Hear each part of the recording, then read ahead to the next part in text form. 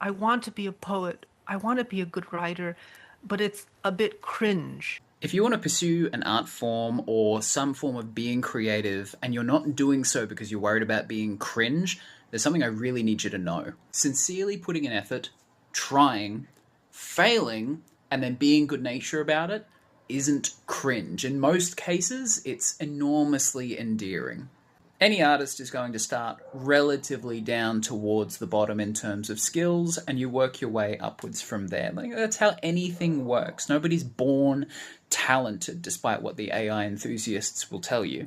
But in martial arts, the number one thing we say, the hardest thing you will ever do is stepping onto the mats for the first time. So many people say they're going to do something, but then they don't. If you can just get started, if you can get past that initial concern of cringe or weird or failing or something like that, you open yourself to the possibility of doing something really special. Back in 2020, I started painting, and I knew I wanted to do something worthwhile with painting, and so I made an Instagram account, and I told myself that I would post every single thing that I drew or painted, whether it was good or bad, because if I waited for something to be perfect, I was never going to post anything.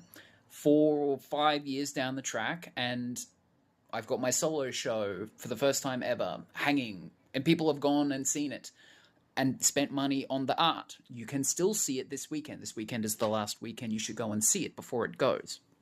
But I was really bad for this. I was worried about being bad at the art, and I was worried about being cringe. So I made my rule, and I followed it. And I have to tell you, nobody has ever come up to me and said, wow, that's really lame that you've put your heart and soul into trying to learn a new skill.